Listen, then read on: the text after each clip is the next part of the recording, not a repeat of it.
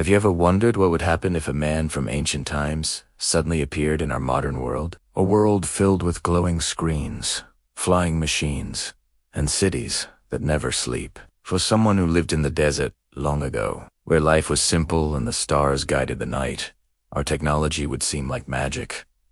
This is the story of Salim, a man from the ancient desert who suddenly finds himself in the future, our present. A journey of wonder, confusion, and discovery, where the past meets the modern world. Long ago, in a vast desert where the wind whispered through endless dunes, there lived a young man named Salim. He lived in a simple tribe when people traveled by camel, rode with ink and parchment, and told stories around the fire.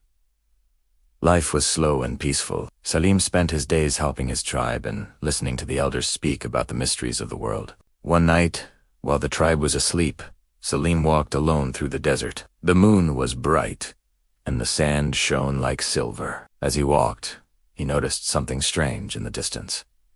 A glowing light appeared between the dunes. Curious and brave, Salim walked toward it. The light grew brighter and brighter until suddenly the ground beneath him began to shake. The wind started to spin around him like a storm. Salim closed his eyes as the world seemed to twist and turn. Then, everything became silent. When Salim slowly opened his eyes, the desert was gone. Instead of endless sand dunes, he saw tall buildings reaching into the sky. Strange glowing lights were everywhere. Metal machines moved along wide roads faster than any horse he had ever seen. Salim stood frozen in confusion. "Where am I?" A whispered. Akarspe B and Salim jumped back in fear. "What kind of iron horse is that?" he said. People around him were looking at glowing rectangles in their hands. Some were speaking to small devices in their ears. He approached a large glass building. The doors opened automatically as he walked closer. Salim stepped back quickly. The doors. They moved by themselves. Gasped. Inside the building, bright screens covered the walls. Images moved across them like magic. A young boy nearby noticed Salim's confused expression. "Are you okay?" the boy asked. Salim looked at him carefully. "Young one, what kind of world is this?" The boy laughed softly. "This is the modern world." Salim followed the boy outside, still amazed by everything. They walked down a busy street filled with phones and giant screens. "How can people speak to someone who is not standing beside them?" Salim asked. The boy held up his smartphone. Salim stared at the screen as a video played. "This is magic," the boy smiled. "No, it's technology." As the day continued, they entered a supermarket filled with food from all over the world. Salim was amazed by the choices. "Your people must be very rich," Salim said. Later they visited a park where children played while drones flew in the sky. Salim watched a drone carefully. A flying machine. "Without wings," he said. The boy nodded proudly. "Yes."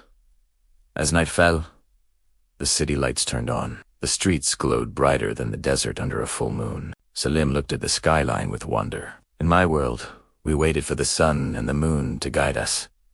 The boy asked him an important question.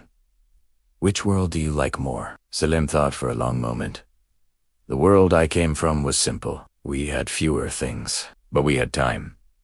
We listened to the wind, the stories of elders, and the silence of the desert." He looked again at the bright city. "But this world is incredible. Your people have learned to build wonders."